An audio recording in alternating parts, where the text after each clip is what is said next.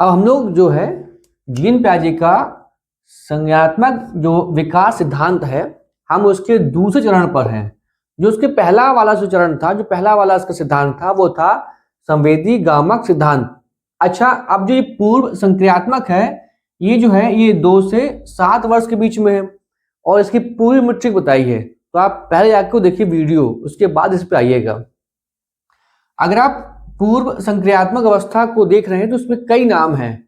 क्या नाम है? प्राक संक्रियात्मक अवस्था, या कहीं लिखा होगा पूर्व संचारी अवस्था।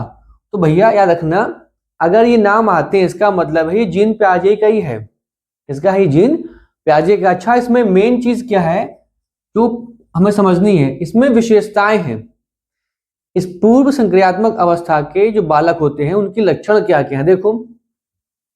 पहला है इसमें विकास जो है, भाषा विकास हो जाता है, वो बोलने लगता है। जबकि इसके पहले जो था संवेदी में क्या था, संवेदी गामक अवस्था में बालक भाषा का ज्ञान नहीं जानता था।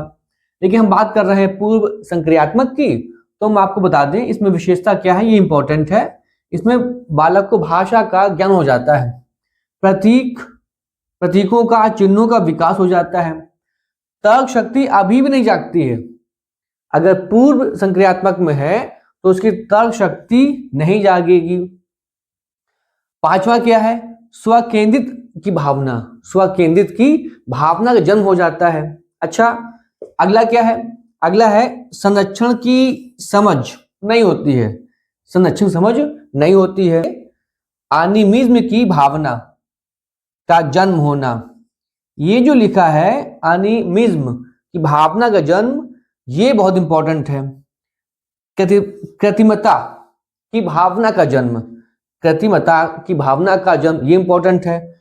और थोड़ा इंपॉर्टेंट है कि इस एज में जब बच्चा पूर्व संक्रियात्मक आ जाएगा तो क्रिया का दोहराव नहीं होगा। अच्छा, ये जो उसकी विशेषता थी, ये विशेषता हमें हर हाल में बहुत इंपॉर्टेंट है और हमें पता होनी चाहिए। अब हम देखते हैं 1 बाय 1 करके कि इनकी विशेषता आखिर में डीप क्या है। इनकी विशेषता को हम थोड़ी समझेंगे, डीप समझेंगे।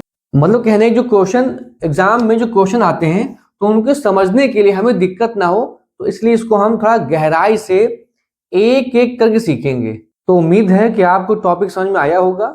अगर समझ में आया हो तो अपने चैनल शिव विद्यापीठ को लाइक करें, शेयर करें एंड सब्सक्राइब करें। हम लोग कल इसी टॉपिक के अगले पार्ट की बात करेंगे, अगले रूल की बात करेंगे।